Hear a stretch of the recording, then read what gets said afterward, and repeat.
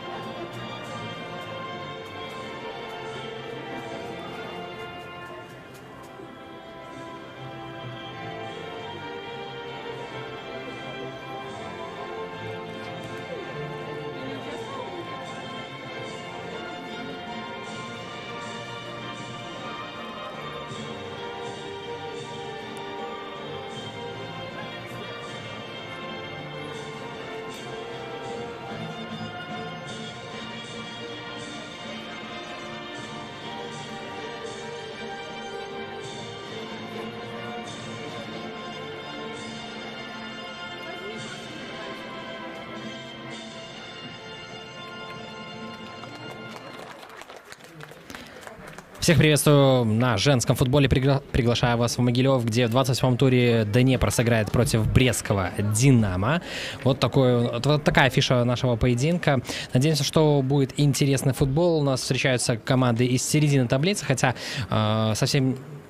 Почти рядом команды располагаются, но на самом деле в очковом отставании большая разница есть, поэтому все-таки, пожалуй, Днепр сегодня, несмотря на то, что еще играет дома, он еще и, конечно, все-таки выглядит фаворитом этого поединка. Что ж, почти все готово к началу поединка. Давайте вам представим составы команд, в которых сегодня они сыграют в этом матче. Начнем тогда с Днепра, коль уже начали про Могилевский клуб говорить.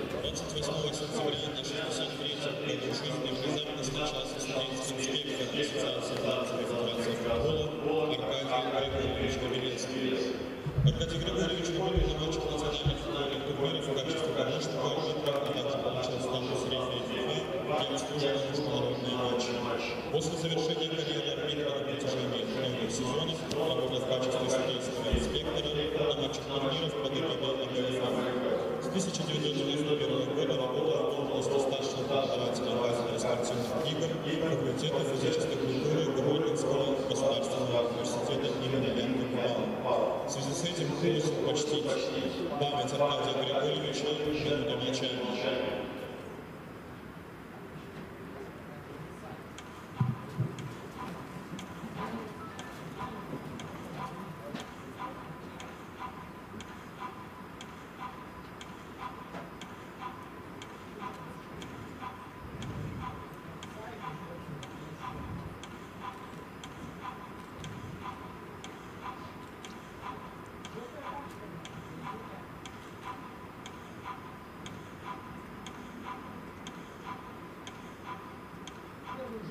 Спасибо. Но начали мы с минуты молчания. Позавчера в возрасте 62 лет скончался судейский инспектор Аркадий Обелевский. Именно этим вызвана пауза, минута молчания в его честь.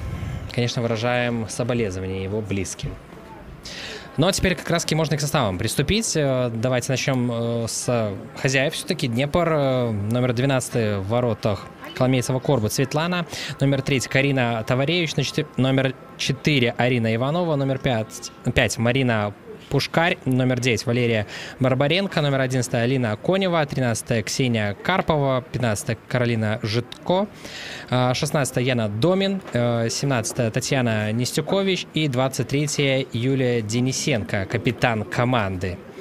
Тренирует команду Михаил Соболев. Что касается брестского «Динамо», то в воротах номер 1 и он же капитан команды Дарья Зайко, номер 3 Алина Бабко, 5 Екатерина Чаюк, 6 Александра Плохова, 7 Ирина Етюшкевич, 8 Ирина Катроша, 9 Анна Муха, 10 Анна Дубовик, 11 Карина Величинская, 13 Виктория Сидорчук и 17 Виктория Наумович. Тренирует команду Андрей Сычек. Судейская бригада. Мария Буйко главной, и помогают Валентина Соколович и Татьяна Даньковская. Что ж, игра началась. С такой резкой атаки Днепра, причем очень неплохо развивается это она. Ой-ой-ой, ну вот здесь, может быть, чуть-чуть промедлила Житко.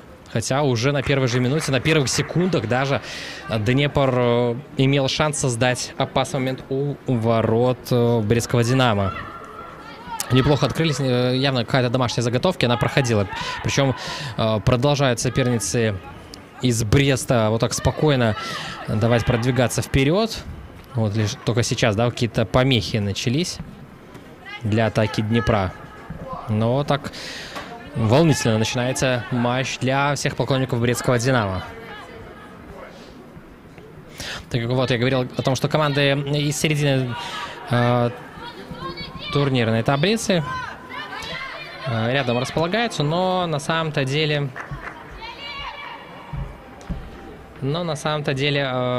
шестое место занимает Днепр, 39 очков.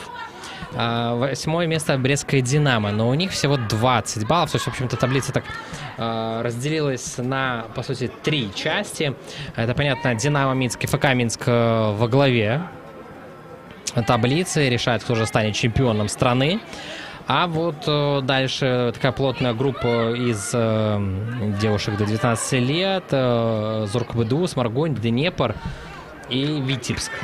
И вот еще 4 коллектива. Вот это уже третья группа. Брестское «Динамо», Бобруйчанка, Гомель и Дюшполезгу. И вот, получается, как раз вот в этой третьей группе Брестское «Динамо» находится выше всех. Но у них по 20 очков с Бобруйчанкой. Но все-таки располагается выше, тоже приятно. А дальше там Гомель и Дюшполезгу, конечно, понятно, что навряд ли они поднимутся с...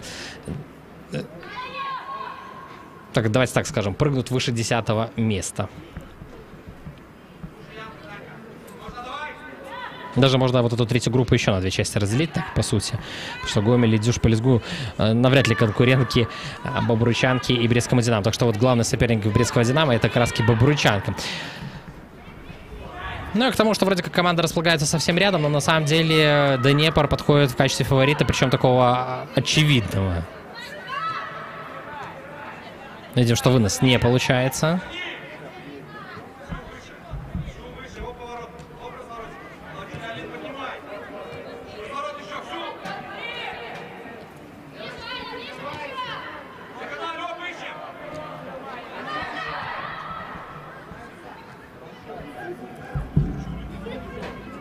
Пока тяжело, но выносит Муха. Сейчас вынесла мяч. Но продолжается атака. Карпова. Правый фланг задействует Брестское «Динамо». Но вы видите, да, что Днепр все-таки как фаворит. Вот видим, под его аккомпанемента начинается этот матч. Причем какой-то вот предмет игры, я не знаю, если честно. Видим какую серию классных передач. И продолжается такая хорошая разрезающая передача. Пушкарь на фланг отправила здесь Барбаренко. Барбаренко обвела свою соперницу. Мяч скачет практически по штрафной. И кто-то пострадал из футболисток Брестского «Динамо». Причем от партнерши прилетела и просто так неожиданно просто убила почти ее. Ну вот Барбаренко здесь, видим, по флангу прошлась. Вот тут повезло, потому что попадает здесь мяч в Катрошу. И ну, вы видите, что дальше происходит. Кровь пошла даже, ой-ой-ой. Но здесь, да, с близкого расстояния мощный удар прямо в лицо. Причем явно не ожидала здесь футболистка «Динамо» такого развития события. Но здесь, да, вата нужна. Но, понятно, в нос прилетела по полной программе. Но здесь надеемся, что все будет в порядке. Такое шокирующее начало. Причем мяч-то дошел через несколько случайностей, да, то есть там в подкате, по-моему, Чаюк хорошо сыграл, но попала в Катрошу, и мяч продолжил курсировать по штрафной «Динамо». Ну и от своей как прилетела Чаюк. Уже, конечно...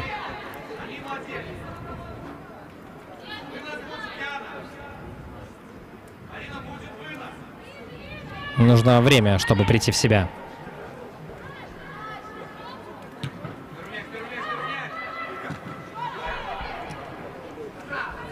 Ну вот, может быть, шанс для брестского «Динамо» как-то вот немножко переломить вот это начало. Но вот сейчас каждого друг другу понадеялись, и мяч остался у футболисток в розовом. Будет ли удар? Ну, прицеливается здесь Наумович.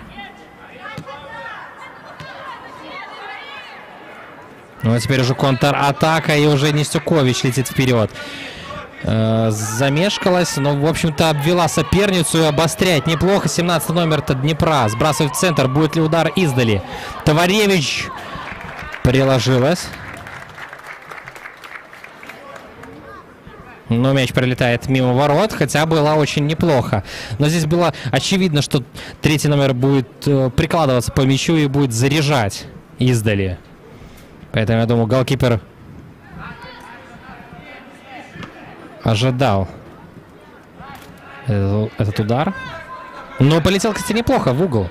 Но чуть-чуть размялся со створом ворот. Барбаренко теряет мяч, а в пользу «Динамо».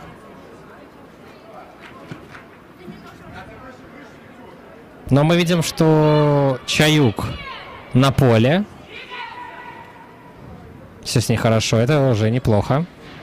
Но опять потеря. Товаревич. Нет, не будет бить сейчас. Но сейчас хорошо разыграно на капитана Денисенко. Сброс. Продолжают комбинировать футболистки Днепра. И очень хорошо это делают. Правда, без, наверное, последнего паса не хватает его, чтобы ударить по воротам. И первый на мяче здесь Домин. И через оборону понадежнее поддержать мяч, конечно. Не торопиться. Карпова в центр. Товаревич. Товаревич ищет партнершу. Нашла ее. Но то обокрали мяч, и уже контратака «Динамо». Не хватает немного скорости, наверное, и вариантов. И приходится, по сути, единственному человеку впереди Дубовик отдавать мяч. И предательски он попадает, этот мяч, в пятку десятки «Динамо». И, соответственно, перехват. Пас налево. Нестюкович. Хорошо разыгрывает Нестюкович. В касание пробивает. Но здесь уже, наверное, и другого варианта не оставалось, как пробивать сразу по воротам. Но соперница хорошо действовала. И я думаю, что если бы мяч пошел в створ, то заблокировала бы этот удар. Но опять же, хорошая комбинация, хорошая стеночка просто. Посмотрите, вроде 4 соперницы рядом, или что только пятая. Это вот была Катроша. По сути, толково помогает. Ну вот еще одна разрезающая передача, и вновь Днепр впереди. Хороший прострел по замыслу. Сразу два варианта было на развитие, но как-то вот не совсем точно. Но по замыслу хорошая прострельная передача-то была.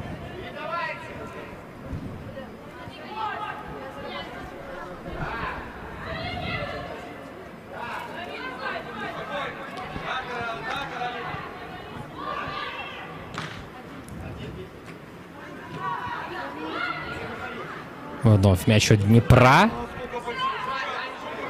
И теперь уже вынос. Дубовик прессингует защитницу, но здесь вдвоем разбираются, даже втроем. Величинская на голкипера дает мяч, и здесь уже поспокойнее. Сидорчук.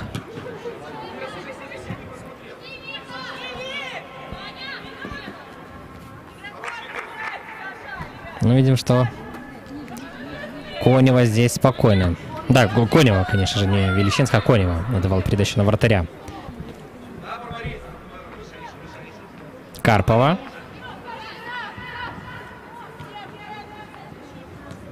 Конева. Не торопится. Ищет партнеров, но здесь понятно, что нужно аккуратнее играть. Вновь 11 номер в обороне четко действует. Передача налево. Выбирает фланг развития атаки. Падает здесь Нестюкович. И нарушение правил было. Катроша. По ногам 17-му номеру Днепра зарядила. Ну и Барбаренко у мяча.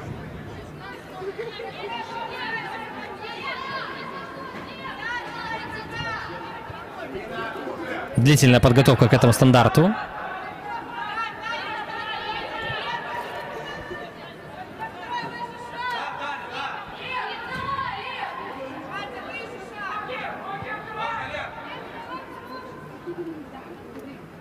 Барбаренко. Хороший навес. Вот тут зависает мяч в воздухе. Прыгает тут от них, то к другим. И попыталась пробить поворотом Товаревич. Но с лету не получилось. Видим, что Зайко не торопится. Понимает, что поддавливает соперник сильно. Поэтому пару лишних секунд для своей команды она находит.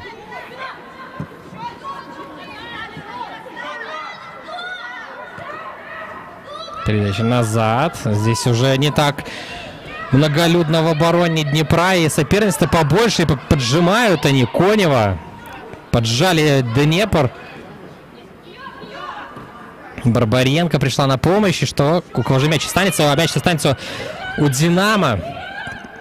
Яцушкевич. И вот хороший момент. У Динамо что-то соорудить впереди. И вновь семерка с мячом. Пас направо. Хорошо проходит. И подача в штрафную. Пролетает мяч. Здесь некому замкнуть. И контратака уже намечается. Домин. Домин очень много уже пробежала. И много сил потратила. Но аут в пользу ее команды.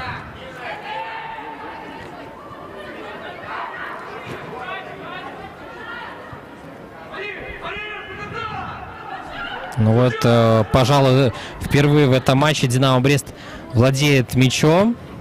То есть какое-то время.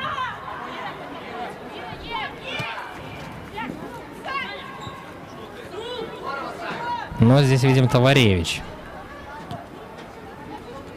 Оттесняет соперницу от мяча.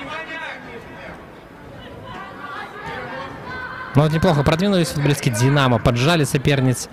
Но Днепр не идеально, но вышел из этого положения. Пушкарь. Здесь уже видим, опять же, Конева. Футболистки Динамо обороняются низковато. Но вот сейчас хорошо в перехвате читалась эта передача. Контратака намечается. Чаюк набирает скорость на Дубовик. Отправляет мяч. Но здесь голкипер первый. Коломейцева-то не проспала эту передачу. Хотя Дубовик была бы первой на мяче-то, я думаю. Ну вот еще один интересный полумомент у Динамо почти организовался. Конева. Опять же, хорошая эта стенка. Удар издали. Но Нестюкович запускает мяч выше ворот. Смотрим повтор.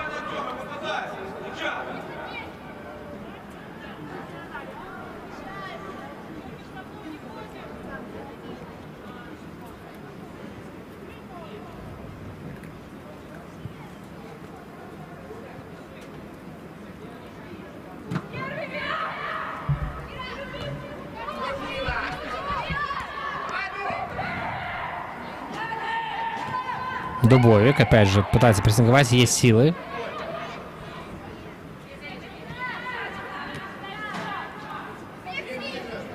Товаревич. Неплохо здесь. Диагональ направо, но здесь Иванова теряет мяч, но ненадолго Днепр остался-то без мяча и будет угловой. Нет? Нет! Удерживает мяч Величинская. Вот как раз тут Величинская, и вот тут она вот хорошо на таком небольшом участке разобралась с соперницей, мяч оставила в игре и выбила его. Но все же угловой будет. Первый угловой в нашем матче.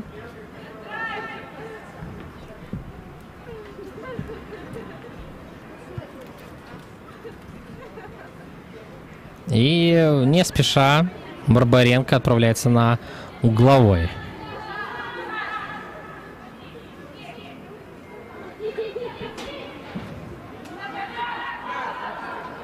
Барбаренко. Подача в штрафную. Ну, в центр хорошо мяч опускался, но там много соперниц, много футболисток, и пробить в данной ситуации было очень тяжело. Теперь уже от ворот. Всего 2 матча в сегодняшнем игровом дне. Беларусь У-19 и Зорко БДУ сыграли в ничью 1-1.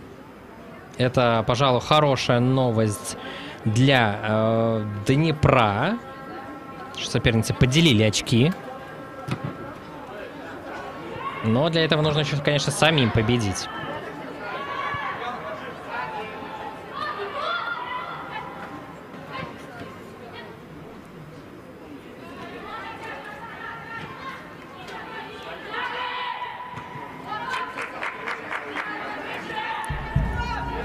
Но продолжаем смотреть, в принципе, одна и та же картина. Днепр атакует, Брест отбивается. И пытается что-то соорудить впереди, когда получается перехватить, или соперник мешкает. Очень тонкая, но интересная передача. В принципе, на забегании неплохо было бы, если бы Барбаренко прочитала ситуацию. Но она открывалась шире, а передача пошла в разрез.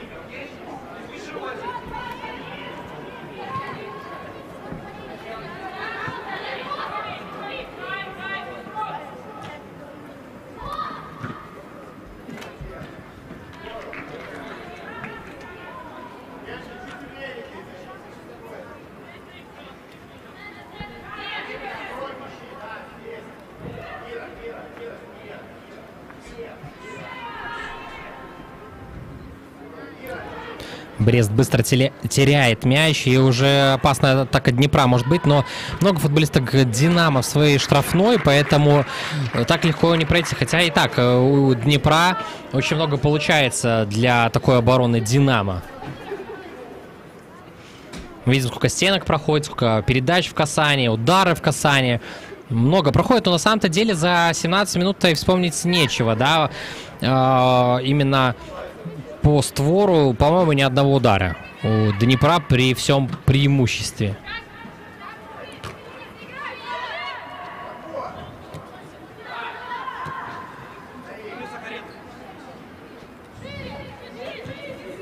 Но Днепр вновь быстро забирает мяч. Ну, вы видите, да, что команды, в принципе, вроде и рядом располагаются в таблице, но на самом деле по качеству игры есть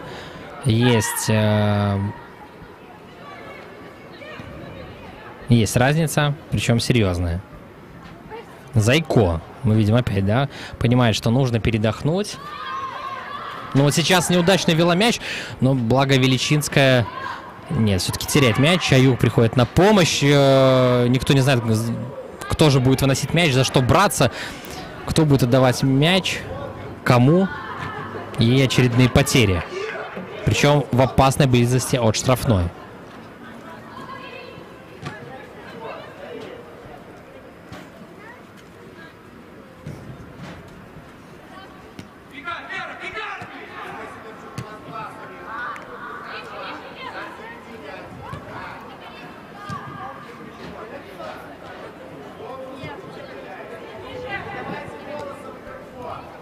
Конева. Вперед он направляет мяч. Но все-таки вышел за пределы поля.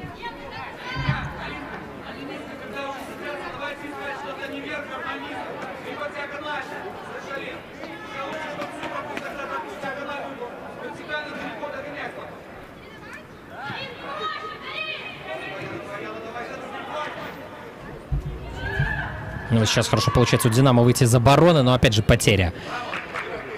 Пока до центра поля тяжело Динамо дотянуть. Конева. Посмотрите уже, где центральный защитник располагается. Товаревич. Забрасывает штрафную мяч. Но здесь Катроша пытается вынести мяч. Прикладывается капитан Денисенко. Попадает в соперницу. Но уже такая передача Житко не получается. И контратака Динамо. Но вот сейчас, может быть, что-то получится. Хорошо вперед бежит футболистка Динамо. Дубовик здесь встречает в центре. Есть поддержка, есть варианты на правом фланге. Но мяч не туда пошел. Не туда. Но неплохая контратака получилась. Опять же, комбинации неплохие. В касании передачи тоже неплохие.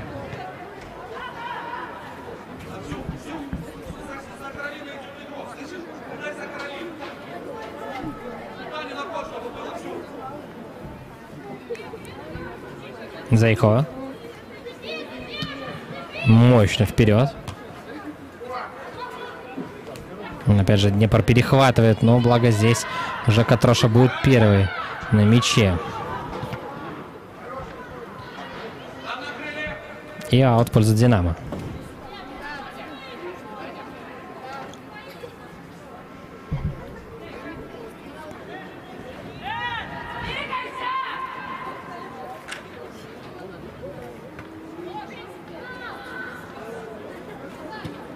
Денисенко не ввела соперницу. 1 в 1 ее не обыграла. И вот Динамо пыталась быстро убежать в атаку, но не получается. Зайко. Зайко вперед. Чаюк. Наверное, головой пока ей тяжеловато играть после эпизода в начале поединка. Днепр пытается забрасывать эти мячи туда, в штрафную. Но здесь, конечно, Нестюкович вообще не там находилась, чтобы даже попытаться угрожать воротам Динамо.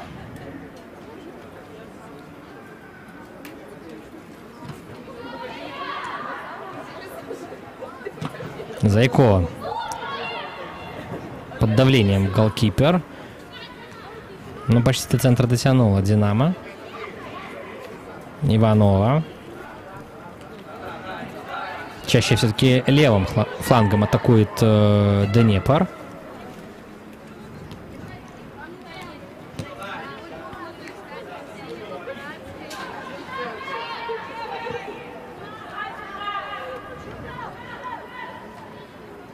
Житко. Из Таваревич, сюда следует передача. И через центральных защитников. Что ж, 22 минуты Динамо держится в обороне. Не сказать, чтобы что-то фантастическое Днепр предложил, но многое получается в созидании. Но не хватает ни последнего паса, соответственно, и удара нет. Нестюкович. Хорошо, сбросили на партнершу. Партнерша заряжает. Житко это была. Но попадает в соперницу. Слишком низко обороняется Динамо. Поэтому приходится издали бить, но попадает соперниц. А продвинуться в штрафную тоже затруднительно. Зайко мощно вперед. И опять до центра не доходит Динамо. Ну как же так? Домин. Домин падает. И не было нарушения правил. Контратака Динамо. Но здесь, конечно же, Карпова первая на мяче.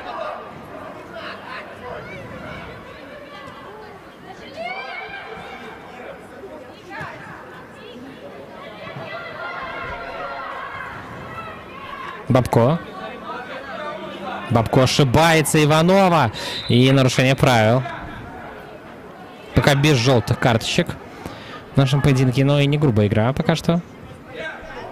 Первый такой яркий фол в этом матче.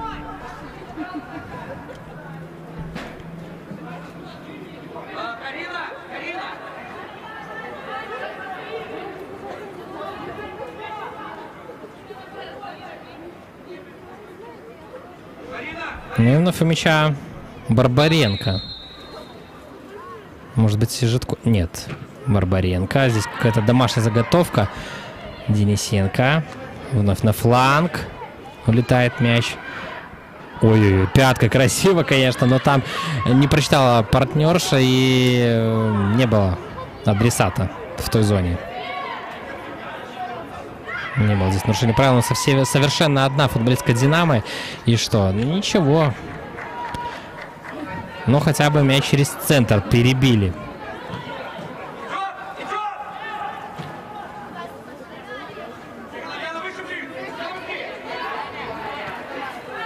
Барбаренко. Пас налево, хорошо здесь. Нестюкович. Вновь девятка открывается. Нестюкович хорошо качнула соперниц. Получила пространство. Таваревич. Издали пока никак прицел не может настроить. Далековато от ворот летит мяч.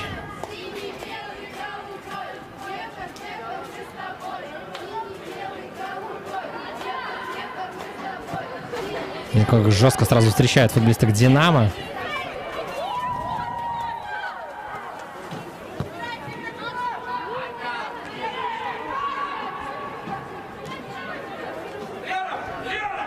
Карпова хорошо продвинулась, но вот передача неудачная, его шанс, Дубовик. 3 в 4, есть адресаты, есть варианты, вот набирает оборот атака «Динамо». Еще есть правее кто-то, это Наумович. Открывалась, да, вот именно она набирала скорость, но сразу не туда пошла передача налево, а уже прострел не прошел. Пас-центр. Барбаренко. Еще левее. Нестюкович. Нестюкович теряет мяч. Точнее, его выбивают, но остается у хозяев.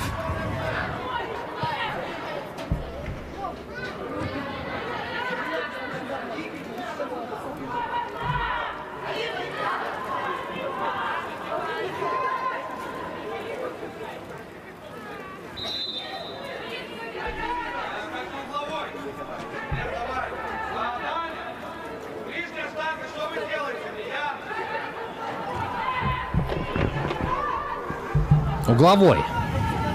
Второй угловой в нашем матче. И Барбаренко, да, штатный исполнитель всех стандартов Днепра в этом матче продолжает не спеша идти к угловому флажку.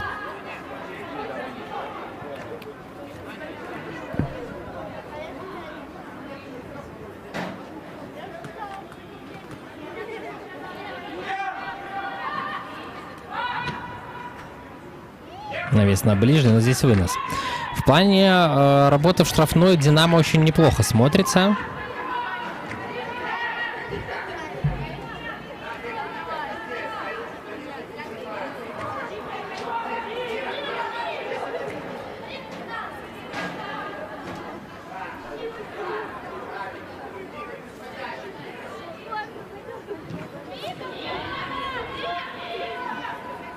Главное здесь не мешать друг другу.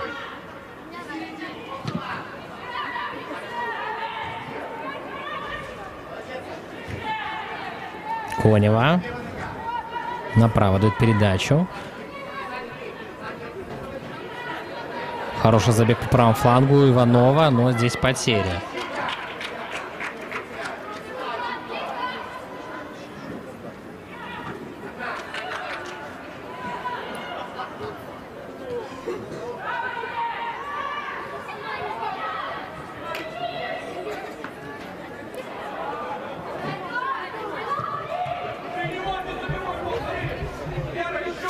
Но все ближе и ближе Днепр к тому, чтобы открыть счет в этом матче.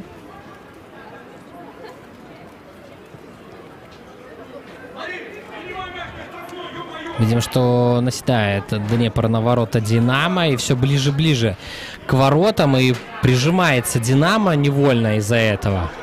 Соответственно, каждый эпизод уже таит себе некую нервозность от футболисток «Динамо». Там где-то неуверенно выносит мяч. Передача. Навес центр штрафной. Мяч зависает в центре. Опять же вынос. Дубовик. Выловила мяч. И здесь первый оказался Денисенко, но мяч остается у «Динамо». Что ж, пока 0-0 держится «Динамо».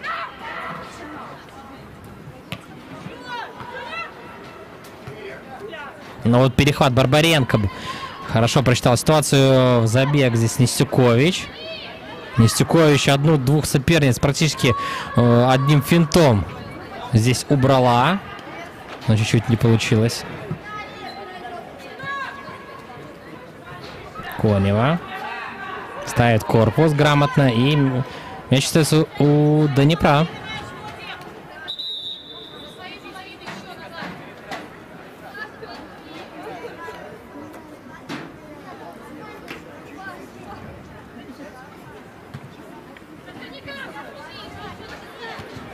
Житко.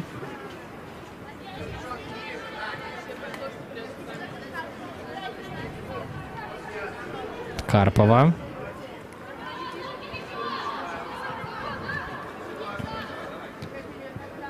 Конева. Аккуратно играет. Налево пошла передача. Здесь опять же Барбаренко с Денисенко. Пытаются в 2 в 2 разыграть. Угловой. Еще один угловой. Только впервые с этого фланга будет.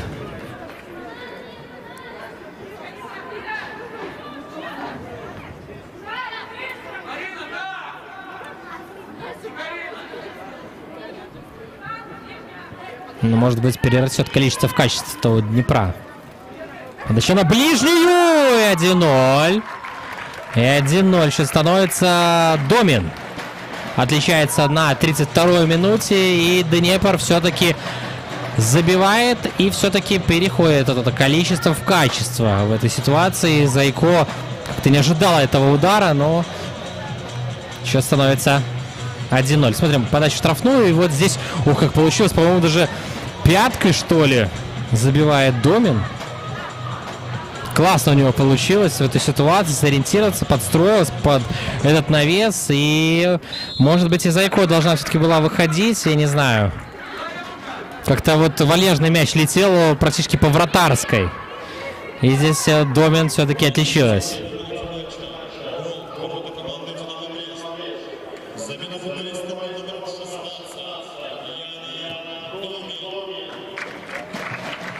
1-0. Днепр все-таки выходит вперед. Вновь Яна с мячом. Забрасывает здесь на Пушкарь, но не хватает уже поля.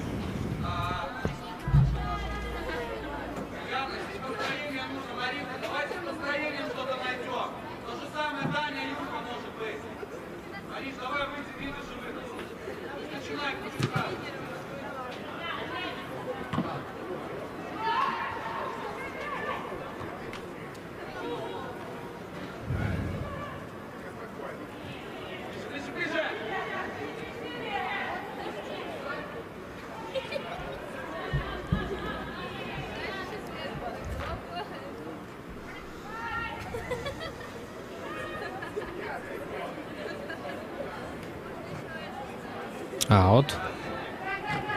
Ну, вновь Днепр, да, пока что не дает никаких шансов практически Динамо что-то соорудить впереди. Нестюкович. Ух, попадает. Здесь Яцешкевич. Удары издали и мимо. Но очень рядом со штангой пролетает мяч. Относительно других попыток Днепра.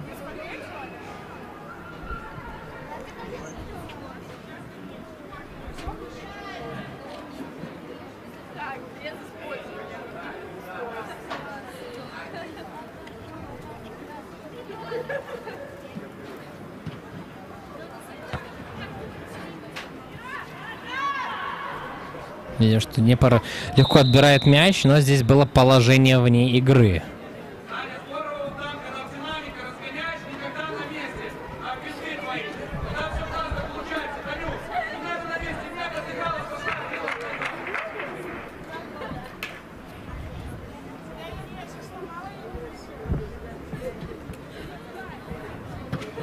Далеко вперед. Товарищ нарушает правила. Вот шанс у Динамо перейти этот центр поля. Сейчас должны это делать.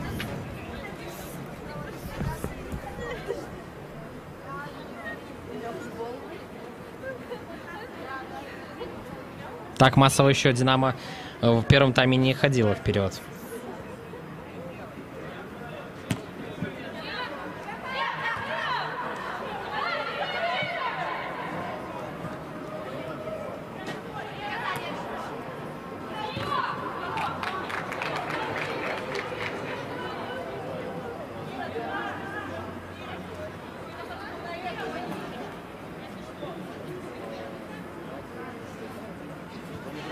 Угловой Динамо. Ну что ж, может быть, что-то получится интересное.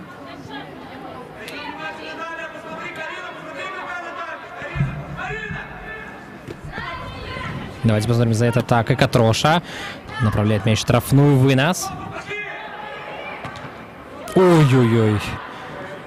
Конечно, Иванова здесь жестко отоварили по голове. Как в начале матча. Ну, там было прямо с 2 метров и в лицо. Причем неожиданно. Тут уже более-менее ожидаемо. И опять нарушение. И это уже поближе. И это шанс для «Динамо».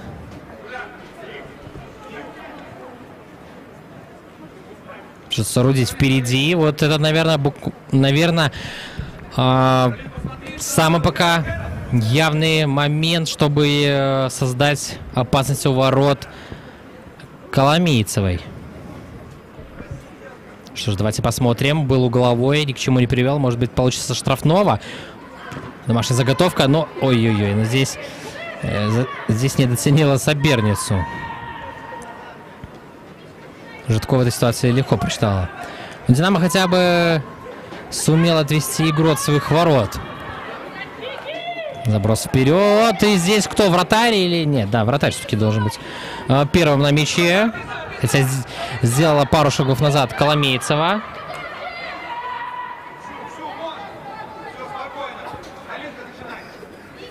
Коломейцева начинает спокойно эту атаку от защитников. Но нет смысла торопиться для Днепра. Все-таки забили. Главную задачу на первый тайм выполнили.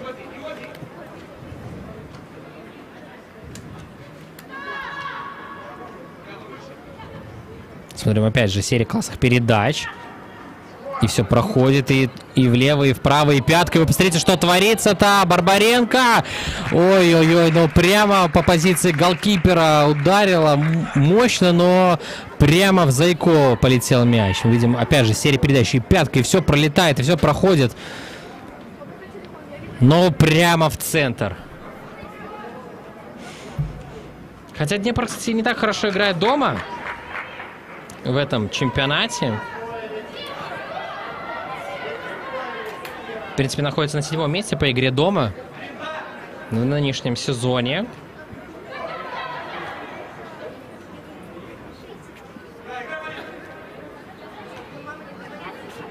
Пока, конечно, феноменальная статистика у минского «Динамо». Там 11 матчей, 11 побед, 94-0 разница мячей. Фантастика, конечно.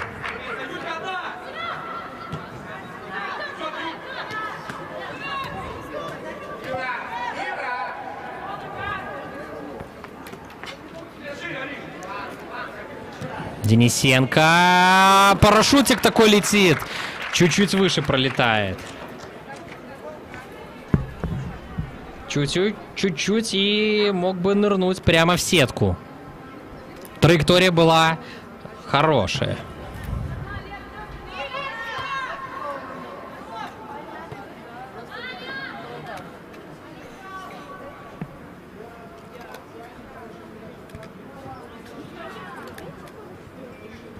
Но что касается брестского «Динамо» по игре на выезде, то они хуже в Бручанке-то играют. На 9-м месте в чемпионате располагаются.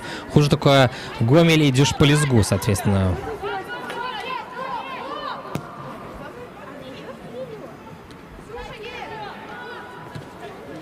Но если говорить, кстати, по последние поединки, то для Днепра матч против Минска в прошлом туре 0-3. Неплохо играли, но 0-3. Но победили Сморгонь 6-2. Сыграли в ничью Зорко БДУ 1-1. Проиграли вот печально Витебску. Вот это, наверное, очень такое болезненное поражение для Днепра получилось. Но разнесли бы Бручанку 7-0. Вот такие последние 5 матчей у Днепра. В общем-то, то хороший матч, то средний, то бывает печальным. Но что касается брестского «Динамо», то, в принципе, в хорошем настроении команда подошла к этому поединку, потому что 6-0 победили Дюшполизгу. Хотя, на самом-то деле, только лишь на 44-й минуте удалось забить первый мяч. Но перед этим проиграли 0-6 Минску, 1-3 Сморгоне, 0-4 Зорке БДУ.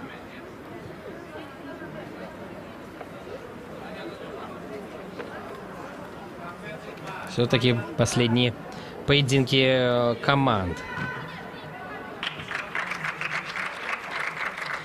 В сезоне встречались уже дважды. Днепр во втором туре здесь обыграл Динамо штам 8-0. Хитрик Житко был.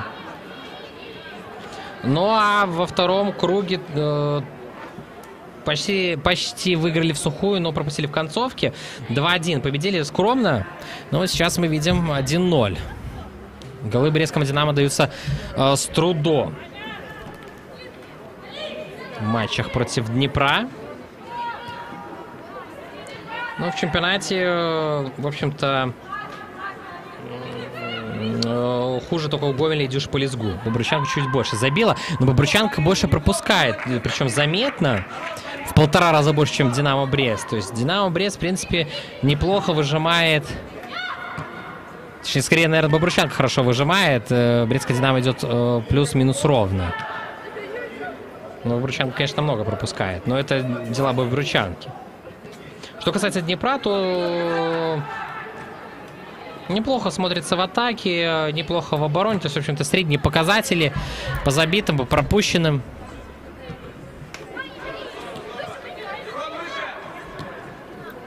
Если по последним 5 матчам считать, то Днепр набрал 7 очков в последних 5 играх, Брестская Динамо 4. Вот хорошая передача опять в направлении Мухи. Но здесь Коломейцева пожарит и отдает мяч буквально Динамо. Но вот тут даже аут, возникли трудности с этим. Но это нехватка сил. В концовке первого тайма уже все подумают о том, как бы отдохнуть. Понятно, 43-я минута. Пока что 1-0 впереди Днепр благодаря мячу Домин. Яна классно сориентировала штрафной. И если мне не показалось, то пяткой забила ворота Динамо. Мяч попал в руку и уже нужно отдать. Нестюко еще не отрицает.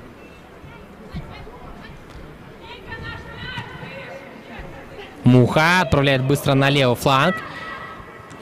В направлении партнерши. Хорошо здесь мяч двигается. Очень неплохо по левому флангу. Падение Сидорчук, но здесь, кажется, на мяч наступило. Не было здесь нарушения правил. Контратака Днепра наклевывается. И причем есть пространство на том же правом фланге. Хорошо на забегании. Но здесь первая на мяче оказалась Величинская. Возможно, минуты 2 добавит к первому тайму, поскольку, помните, в начале поединка Чаюк получила вынос от партнерши случайно, но так сильно, что даже кровь пошла. Я думаю, что минуты 2 мы еще посмотрим в первом тайме. А основное время совсем на исходе. Пока что, кажется, справедлив результат. Днепр все-таки при всем преимуществе ничего явного не создает. И продолжает не создавать. Но вот в центре поля очень много стенок, классных передач проходит действительно на заглядение. Денисенко. Капитан Днепра с мячом. Хорошо в центр. Передача. Будет ли удар? Нет. Пушкарь не наносит удар. Подстраивалась, да потеряла мяч. А вот здесь очень жестко получилось в подкате. И что? Барбаренко. Барбаренко, видимо, последнее замечание получает. Следующее нарушение правил будет желтая карточка. А вот футболистке Динамо не легче от этого, но она боец, она молодец, встает, поднимается. Муха, если не ошибаюсь, да? Именно ей прилетело. И у нас совсем не осталось времени в первом тайме. Катроша. Хорошо, неплохо получается. Наумович неплохо открывалась. Ой, какая классная передача-то в касании. Но если бы еще и партнерша поняла, что же хочет сделать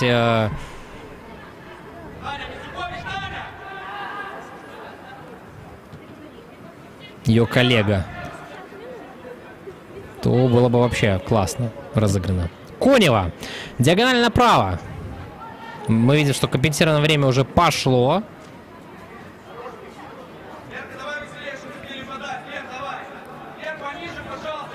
Не могу пока сказать, минуты или две добавлены к первому тайму. Минута. Мне подсказывают, спасибо режиссеру трансляции, минута. Ну, как раз таки Бондаренко пока идет к угловому флажку, эта минута почти закончилась. И Днепр завершает этот первый тайм в атаке. Получится ли сделать 2-0? Подача в центр, и Зайко первая на мяче. А первый тайм уже завершается. Мы видим, что уже минута добавленная позади. И мы слышим свисток. Что ж, на перерыв.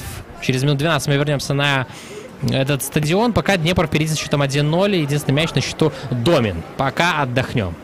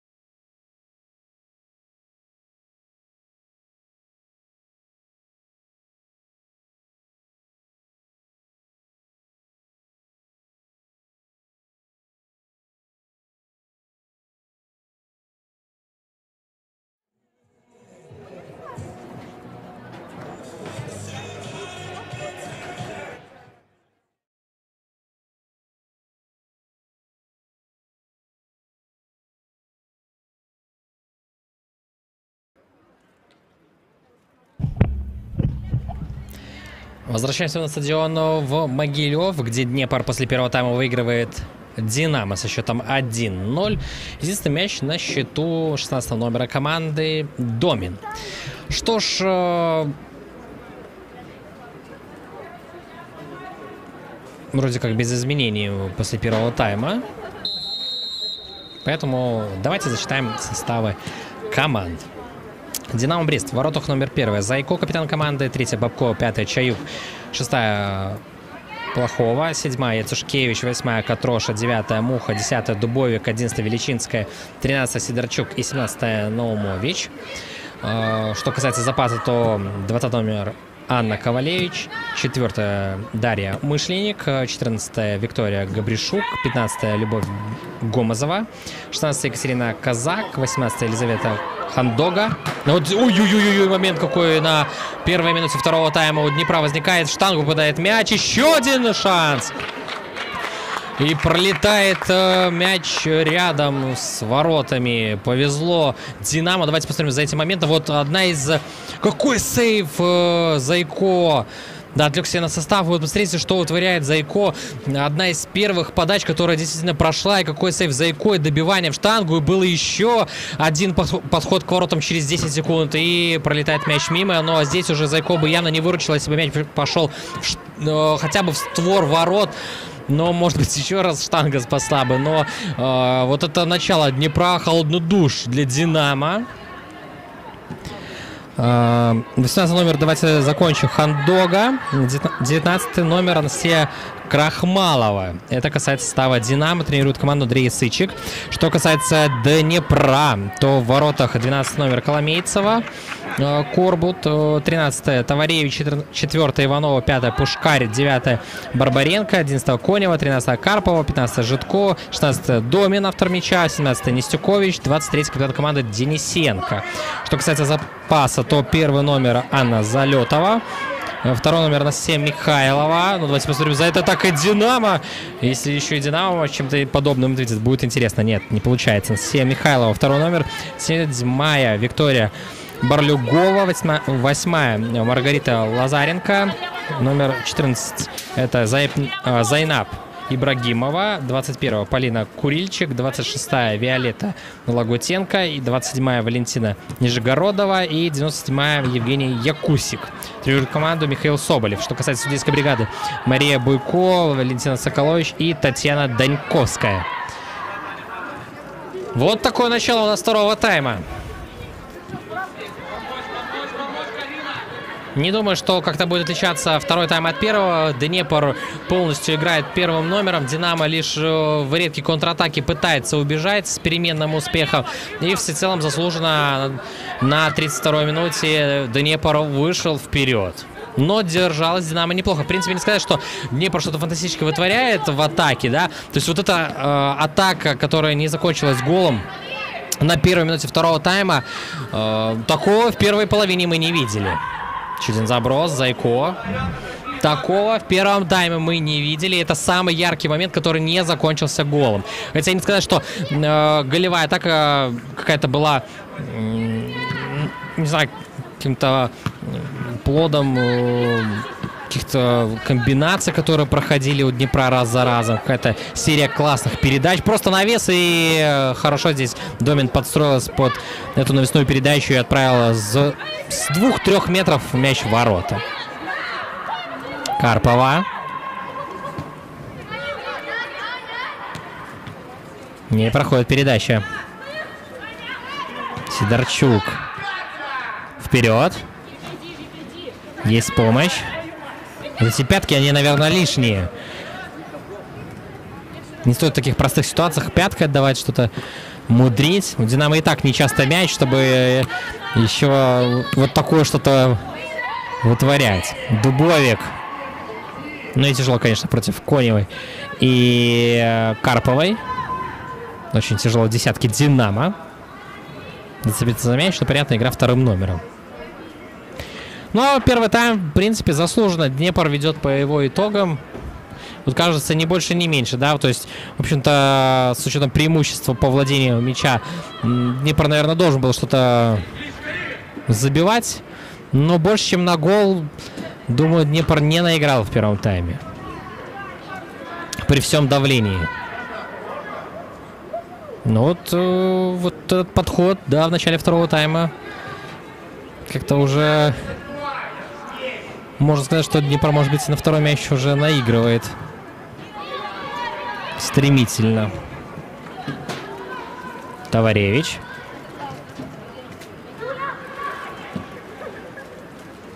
Хорошая передача, разрезающая.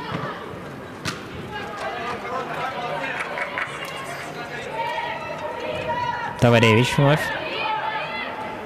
Долго подрабатывает мяч. Товаревич. Нестюкович. Нестюкович хорошо разбирается с двумя соперницами. Нестюкович выбирается на оперативный простор. Ой-ой-ой, Нестюкович, ну как-то... Не знаю, на что она понадеялась. Дубовик. С горем да пополам Динамо как-то перелезает этот центр поля. Здесь уже просто... Ну, потеряли ритм, потеряли движение, потеряли энергию вот этой атаки. Хотя выбегали неплохо, 3 в 3 примерно организовывалось.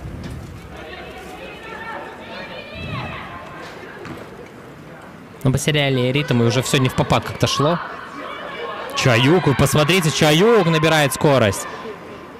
Здесь уже подустал Яцушкевич, нет поддержки, и капитан Днепра быстрее возвращается. Но действительно тяжело играть без мяча на протяжении тайма. Ну, в Динамо перехватывает, вы посмотрите. Плохого.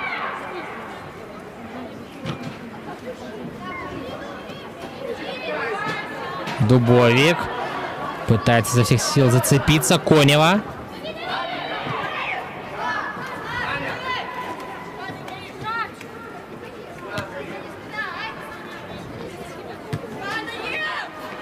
Ох, быстрая, конечно, здесь Иванова. Продвигает мяч еще неплохо. Домин.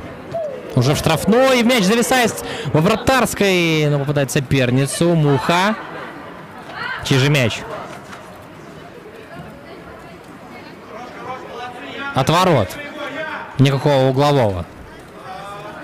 Зайко призывает всех немножко подуспокоиться.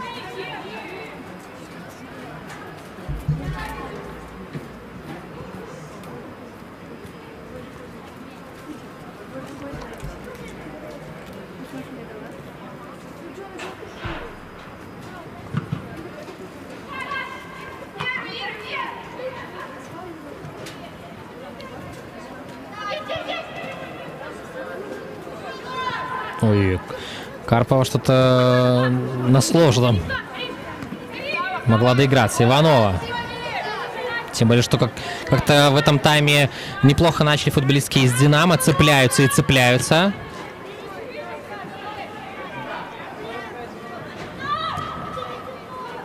Но после перерыва есть еще свежесть. Аккуратнее нужно, конечно. Катроша так пихала здесь Нестюкович на грани, но сказать, что это тянет на пенальти, навряд ли. Но на грани действовала. Ой, заходит налево мяч, и вот шанс для Динамо. Сидорчук. Но опять же теряется ритм атаки и движение. Футболистки Днепра успевают расставиться по местам. И вот уже вот такие передачи не проходят.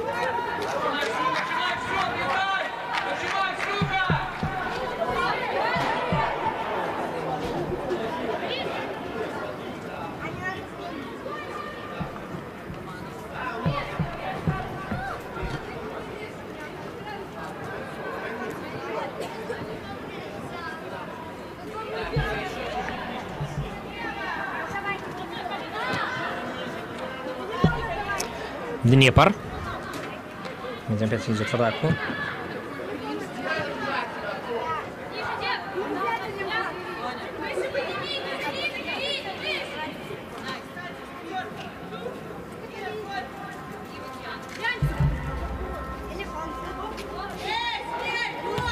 Но Динамо нужно, конечно, что-то придумать впереди. Потому что счет-то Днепр устраивает. Пускай минимальный, но все-таки в их пользу.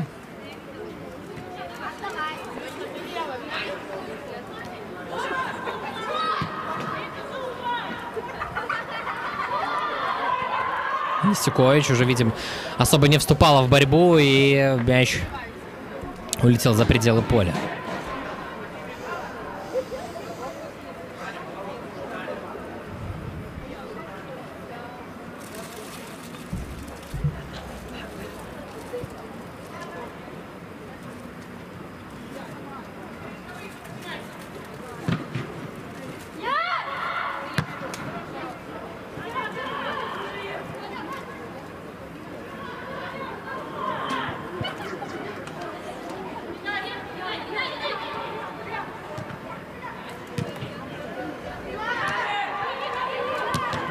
Удары издали Конева.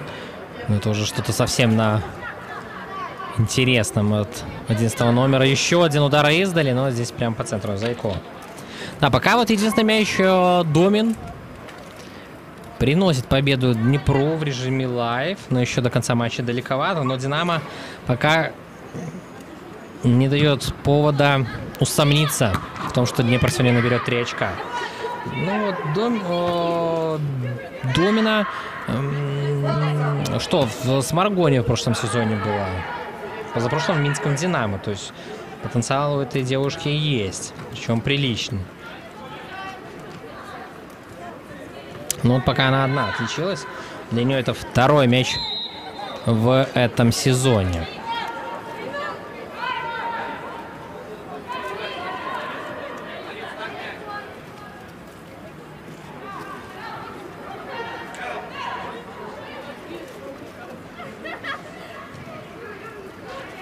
Но вообще, если смотреть в историю, то, конечно, здесь Брестскому Динамо вообще никогда особо ничего не светило. Помните, я говорил про то, что 8-0 Днепр побеждал? Ну, давайте посмотрим. За этой атакой Днепра нет. Пролетает мяч мимо всех. Вот 8-0 во втором туре сыграли команды, да? Ну вот если вспоминать прошлый сезон, там тоже все печально. 10-0 и 6-0. Вообще 4 матча вот последних просто фантастических по результату. 8-0, 10-0, 6-0, 11-0. То есть мы сейчас смотрим самый упорный матч в этом противостоянии именно в Могилеве.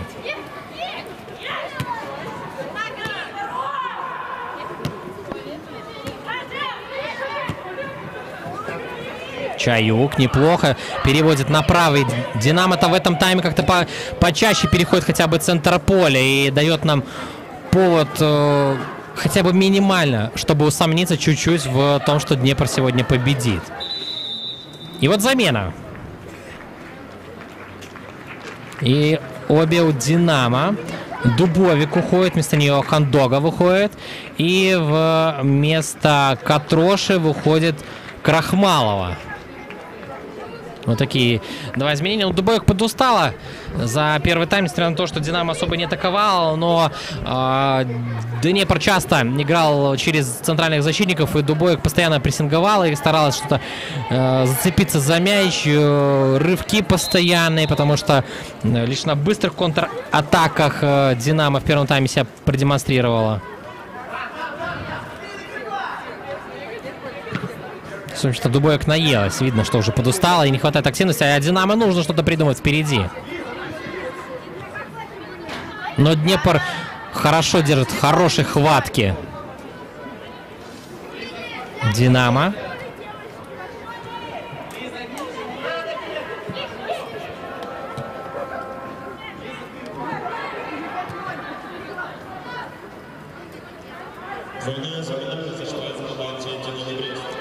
Но в последний раз Динамо Брест набирала очки в играх на выезде, когда вот победили 6-1 Бобруйчанку в середине июля. Затем 4 поединка и... Ну, 2 из них, правда, против ФК Минска, да, тоже стоит отметить. 0-6, 0-4, 0-4, 0-6. Ну вот у нас первая желтая карточка в этом матче Карпова. Сидорчук пострадала.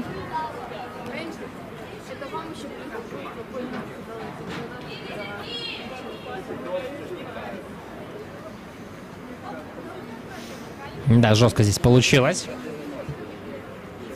Но с тех пор вот не забивала даже Динамо на выезде. И проигрывала. Ну а Карпова желтая карточка.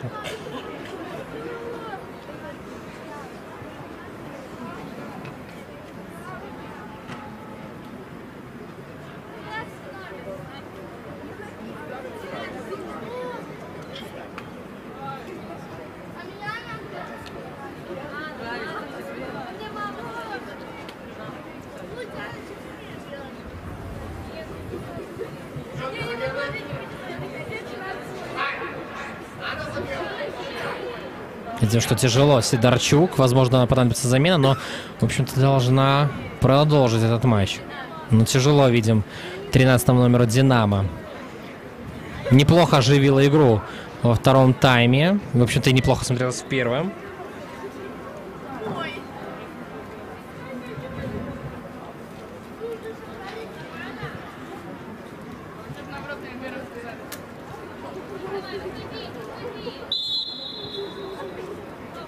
Муха.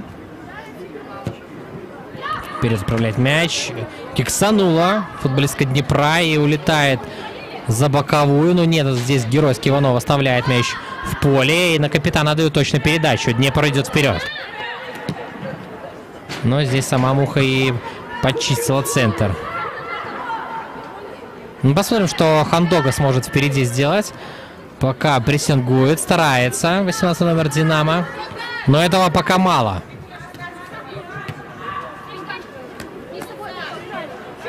Домин. Хорошо на фланге. Иванова открывается. Убирает Сидорчук. Иванова направляет мяч в штрафную. До удара дело не доходит. Здесь Крахмалова как раз-таки вышедшая на замену вступает в игру. Направо очень неплохо. Наумович. Разгоняется.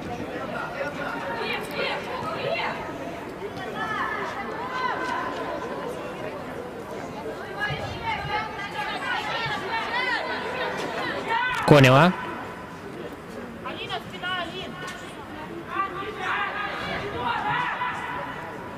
И вот сейчас еще один момент. Нет, Зайко на выходе первая.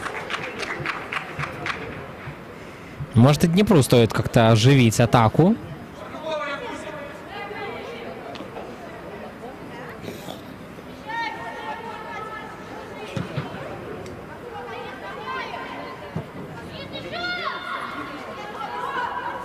Карпова.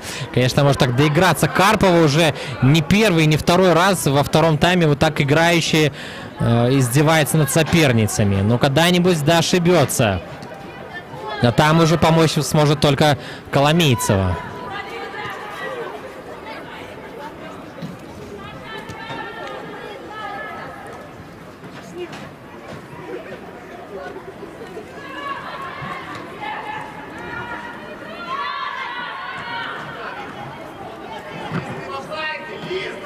Передача вперед.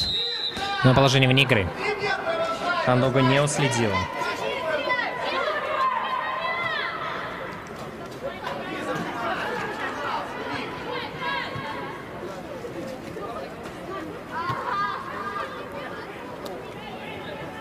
Четвертая минута. Пока что Днепр впереди минимально. И оставляет шансы «Динамо» вытянуть отсюда хотя бы 1 балл из Могилева.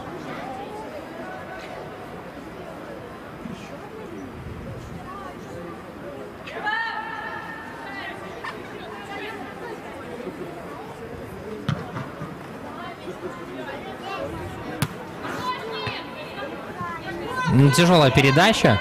Сидорчук надо было что-то делать, либо принимать, либо отдавать в касание. Отдала, но неудачно.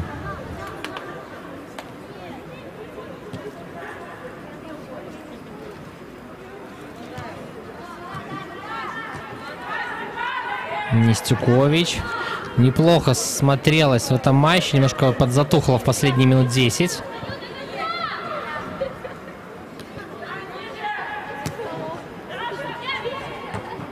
Может быть, перед рывком. Домин. Не разобралась партнерша, кто же забирает мяч, но здесь и Ацушкевич, тоже, которая, на мой взгляд, подустала уже сильно. Не добралась до мяча, и прострел. Вынос. Ну, вот это поинтереснее, нежели в первом тайме от Днепра. Но видно, что уже футболистки «Динамо» поднаелись за этот матч в обороне. Тем более, совсем недавно на коротком отрезке дважды сыграли с Минском.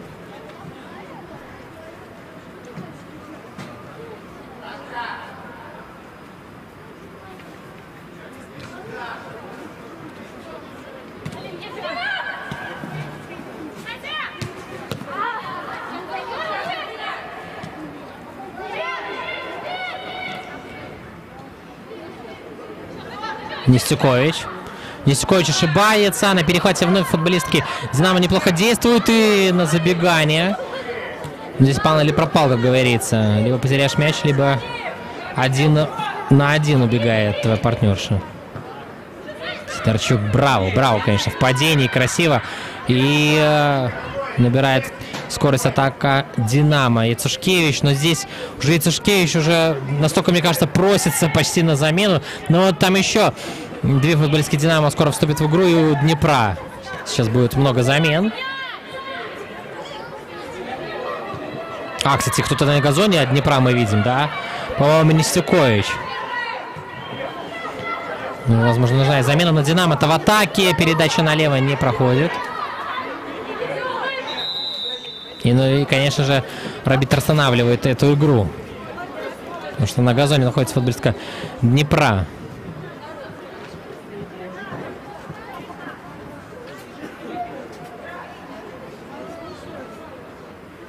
Нет, не Нестюкович.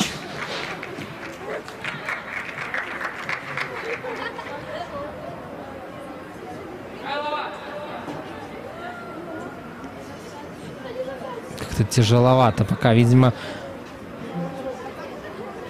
в лицо прилетело. Могу предположить, что это... Ладно, пока без предположений.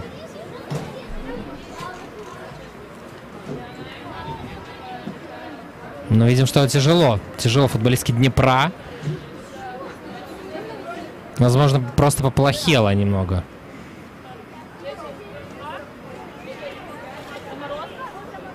Все-таки высокий темп. Да, нужна замена. Причем показывает врач. Плохо себя чувствует. Барбаренко, да. И мы видим, что футболистки Динамо помогают девятке Днепра уйти с поля. Мне кажется, просто уже плохо стало. Ведь большой объем работы от Валерии в этом матче. И она была очень продуктивна в этом поединке. Но, видимо, уже силы на исходе. Ну, конечно, благодарим Муху и Величинскую за то, что помогли Барбаренко, прошу прощения, покинуть поле.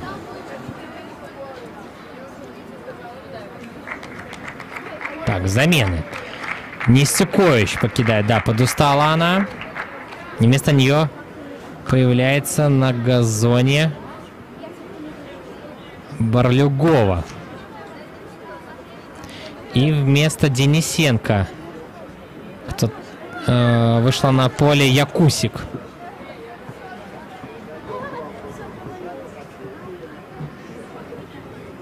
Вот такие замены у Днепра. Но еще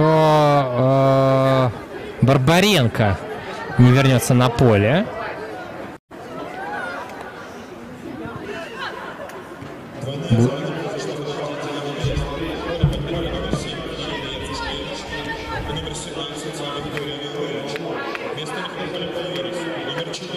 Значит, кто-то вышел вместо Барбаренко, я думаю, определимся.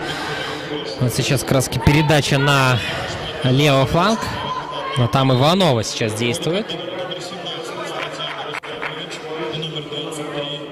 Барлюгова, да? Барлюгова еще появилась на поле. Барлюгова и Якусик. Вместо Нестюковича Денисенко. Ну, может быть, еще... вот Михайлова на поле, да. И Михайлова вместо Барбаренко.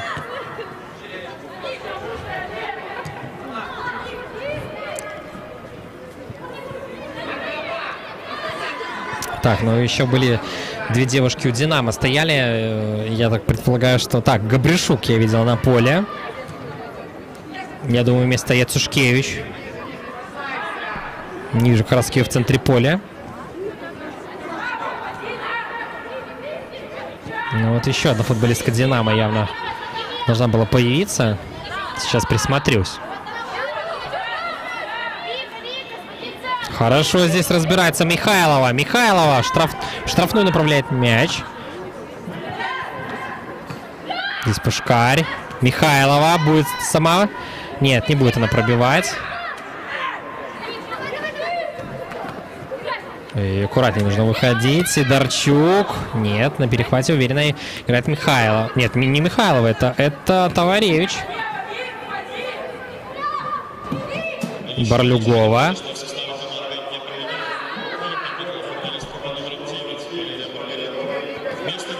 Да, и Цушкевич покинул. Гавришук вышла.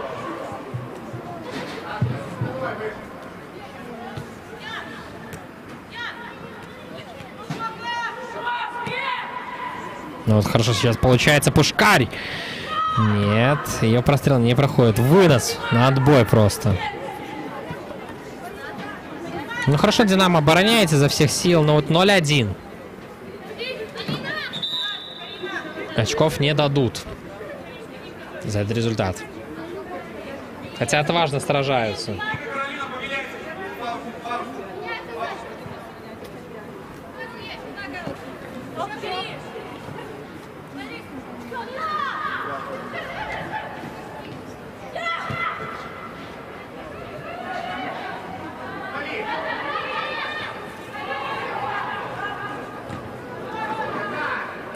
Крахмалова. Нет, просто вынос и пока безадресно. Товаревич.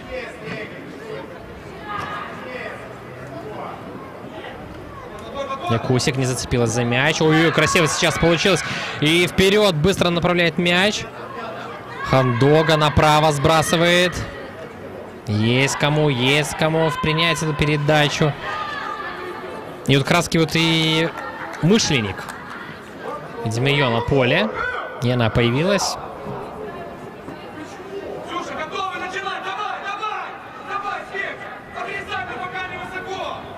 Возможно, Катрошу поменяли.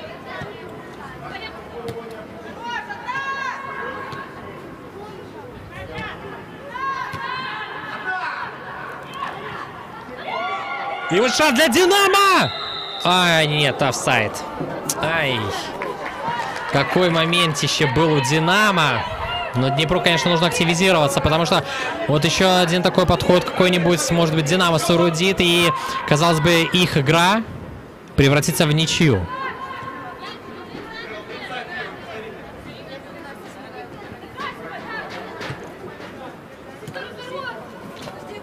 О, жесткая, опять Сидорчук попадает. Михайлова, в общем-то, свежая. Но вот сейчас Карпова-то доиграется в этой жизни или нет? Но победители не судят. Карпова блестяще играет. Карпова очень блестяще, но на такой грани, кажется, по лезвию ножа ходит. Чаюк. Фаворит, конечно, нужно дожимать Динамо. Хорошо, здесь разобрались. Плохого направо отправляет мяч. Там Мышленник. Мышленник все-таки останавливает. Против него великолепный матч, который проводит Иванова. И вновь Иванова победителем выходит из этой дуэли.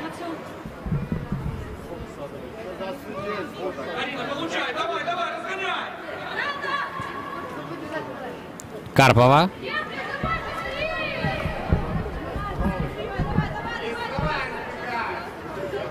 74-я минута. Совсем не много времени остается до завершения этого матча.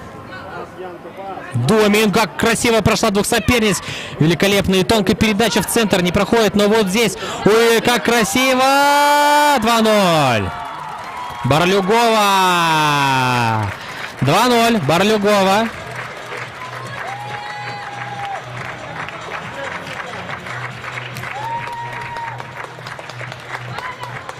И Барлюгова делает еще 2-0. Но здесь, конечно, отметим опять Домин. Ну и Барлюгова как сориентировалась классно. Делая еще 2-0. Домин, ну мы видим уже концовку. Здесь отлетает мяч к семерке. Днепра. Вот смотри, как она разворачивается. И здесь уже 1-1. 2-0. 2-0. Днепр, пожалуй, наверное, закрывает этот матч. Ну а вышедший на замену Барлюгова, и отметим тренерский штаб, который классно сориентировался. Выпустил Барлюгова, и Барлюгова раскачала соперницу и в ближний угол направляет мяч. 2-0. 2-0, классно. Для Днепра. Для Динамо немножко грустно, но все-таки Днепр намного ближе был ко второму мячу, нежели Динамо к первому. Видим, еще одна замена готовится у Динамо. Казак должна появиться на поле. Вместо Сидорчук, который тяжело пока что в этом матче. И мы видели, как... Мы видели, что на газоне была футболистка, но вот сейчас такая вынужденная замена. Сидорчук уходит, и вместо нее Казак.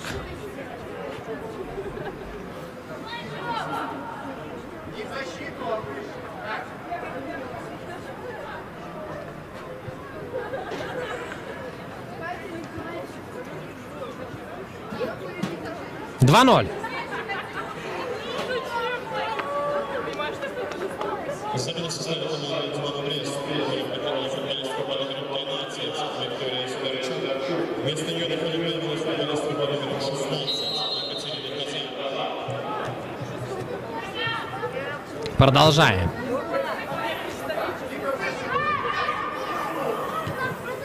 Оп, неплохо получилось у Динамо. Хорошо налево уходит мяч, что Казак сразу пробит поворотом.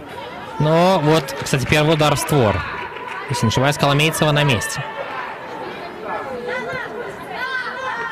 Коломейцева на месте.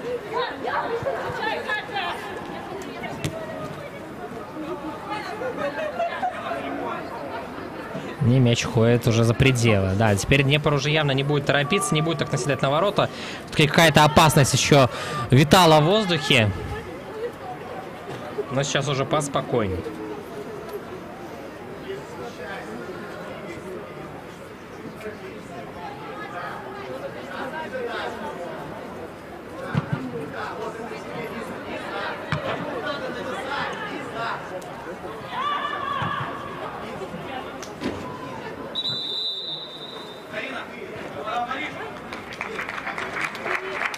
И еще замены.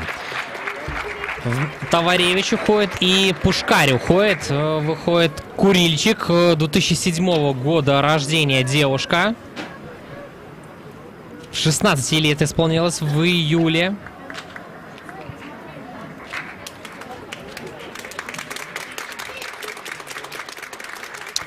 И еще на поле... Вот Курильчик мы видим в кадре. Ой, жестко получилось. Кусик падает.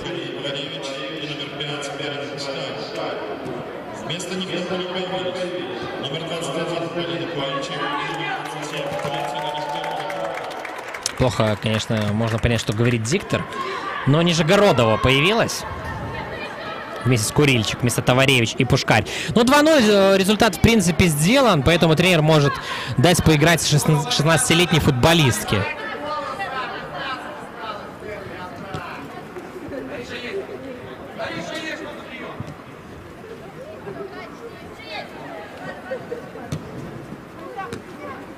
Михайлова хорошо разворачивается, Курильчик. Нет, она до мяча не дотягивается. И неплохое забегание. Ну что, Хандога. Нет, это не Хандога, это Казак. Хандога в центре ждала передачу.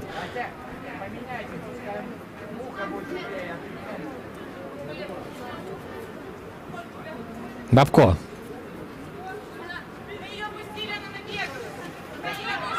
Казак разворачивается, падает, и это нарушение правил.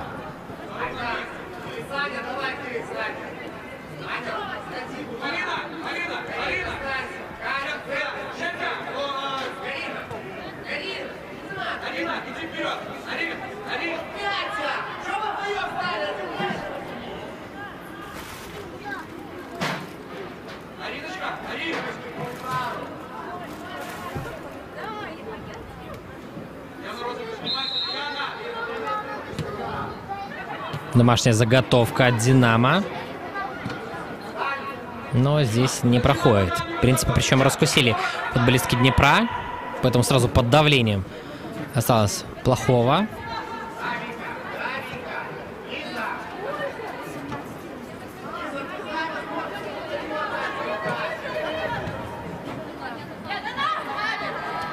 Казак. Проходит мимо нее. Здесь Домин. Домин набирает скорость. Домин тащит мяч. Забила и большую часть работы во втором мяче проделала. И какая интересная передача через центр пролетела. Только вот никто ее не раскусил.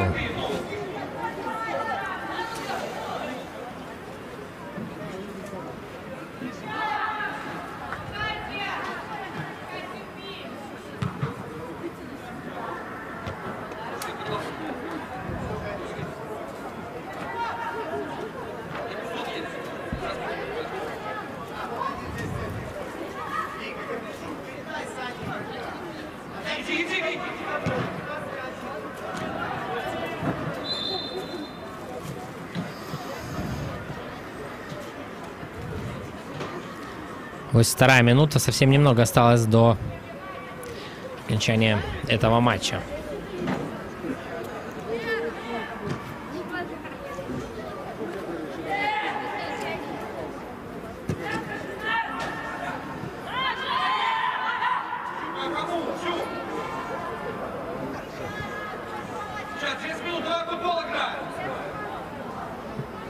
Слышим даже, что продолжаем играть. Но 2-0. 2-0, конечно, уже многое сделано.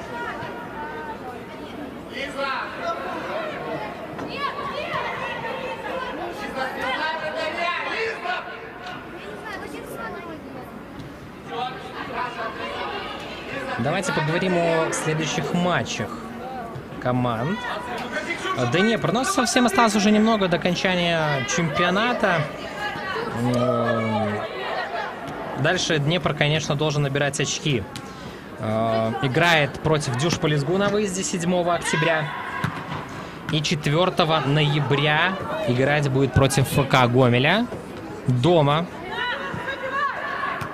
Но затем выезд в Минск к Динамо и заканчивает чемпионат с командой АБФФ У-19. Иванова по флангу проходит. Иванова тащит мяч, разворачивается, есть предложение. Пас краски на Курильчик не проходит. Ну что, будет удар издали. Домин. Хорошо на 16-летнюю футболистку. Он пробивает и в перекладе попадает. Добивание. Зайко. О-хо-хо-хо. Тащит. И на дубль-то заходила как раз-таки Барлюгова. Курильчик приложилась, Домин на нее сбрасывает, и Курильчик встретит 16-летняя футболистка, попадает в перекладину, Барлюгова добавляет и сейв Зайко. Мне кажется, еще здесь штанга была, да и штанга еще была здесь. Ух, вот это моментище. Вот это моментище. Но что касается Брестского Динамо, то 7 октября играет против Гомеля, затем 14 октября против Минского Динамо на выезде. Затем против Беларусь У-19, это команда ВФФ, 4 ноября. Потом важнейший матч 11 ноября против Бобручанки. И завершает сезон дома против Витебска игрой этой.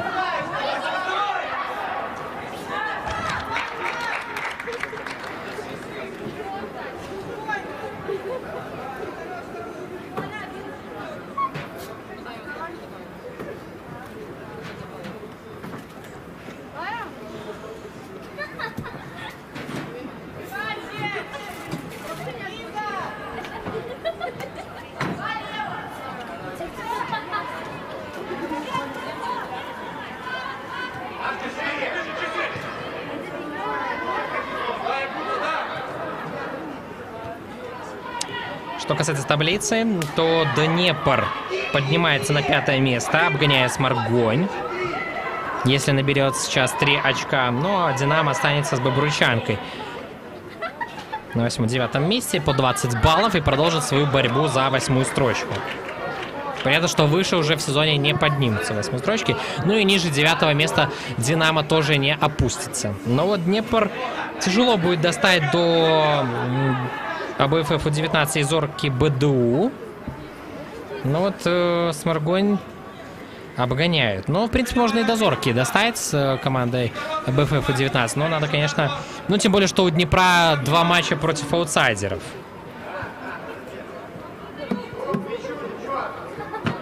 То есть там примерно 6 очков, это 48. Это вот сравняется с БФФ У-19. Но, правда, те тоже свои матчи проведут.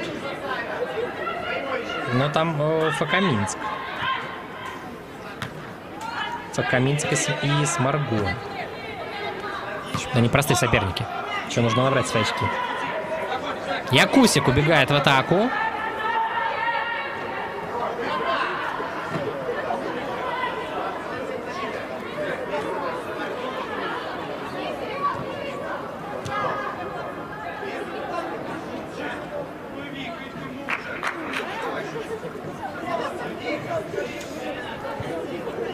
А завтра еще 3 матча будет.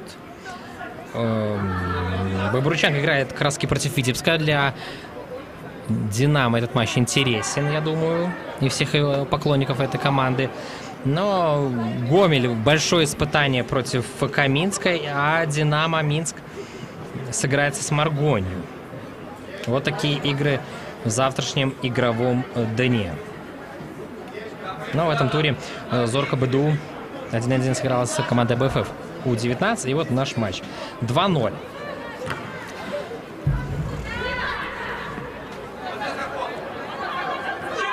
Вот еще одна атака Днепра.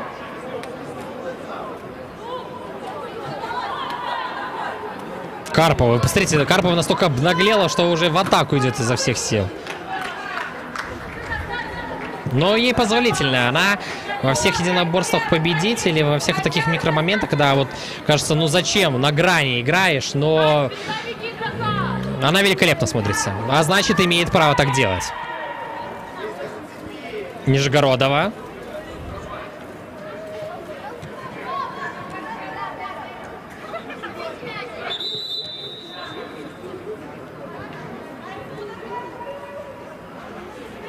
Нужна помощь футболистки Динамо.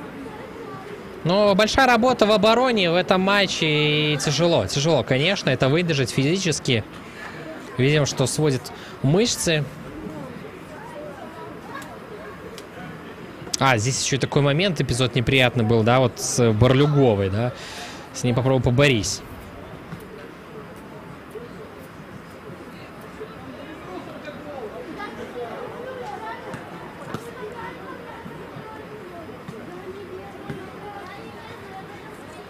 Примерно, наверное, 3-4 минуты будет добавлено. Ко второму тайму были у нас паузы, причем продолжительные.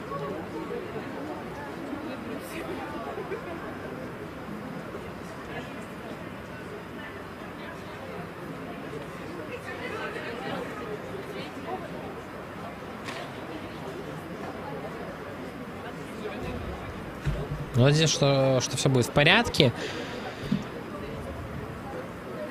Но осталось... так, Мышленник, Габришук, Казак, Хандога и Крахмала уже появились на поле, поэтому...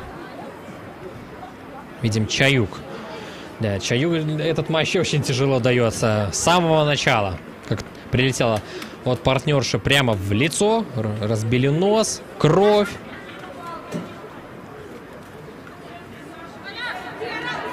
Но уже осталось немного, и интриги в матче нет. Днепр может сделать счет 3-0, но не делает. Мышленник. Якусик. Вновь Якусик. Уже совсем... Ой, падение, это пенальти. И это пенальти. Опрометчиво в таком подкате против Якусика пошла Плохого. Но обыграли ее 1 в 1 и пыталась выбить мяч, но мяч-то уже далеко улетел. Но по инерции задела Якусик. Итак, пенальти. Ну что, может быть, Карпова? Нет, дают мяч, вы посмотрите кому. Курильчик, 16-летней футболистки, которая попала в перекладину уже в этом матче. 2007 года рождения Полина. Итак, вот так партнерши дают ей шанс.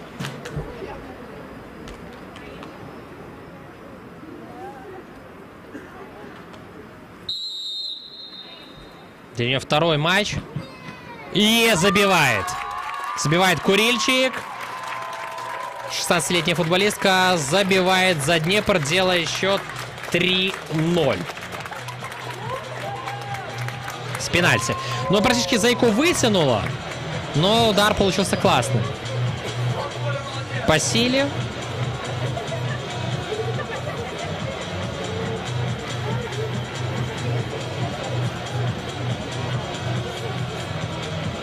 Прошлый пенальти исполняла, кстати, Нижегородова. Отличилась. На 90 минуте матча. Такого времени команды «Динамо Брест». Забил футболист номер 22. 3 минуты добавлено ко второму тайму. 3-0.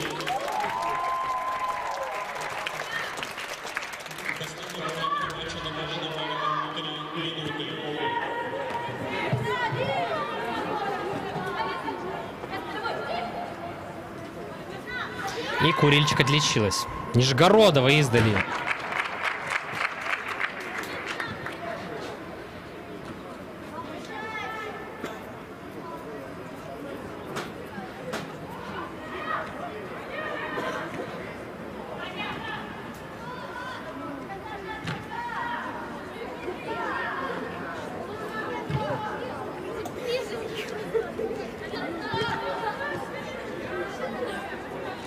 Но для Курильчик это вот второй матч.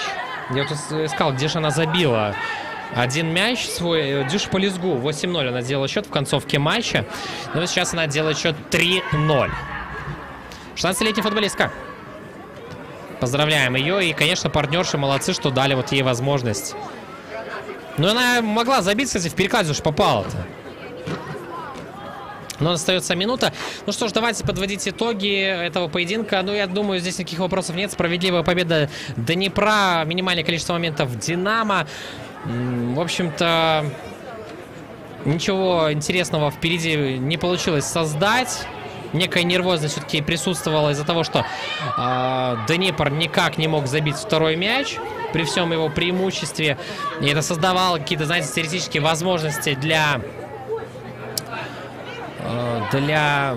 Динамо, что, может быть, получится в какой-то атаке что-то организовать и подловить. Но нет.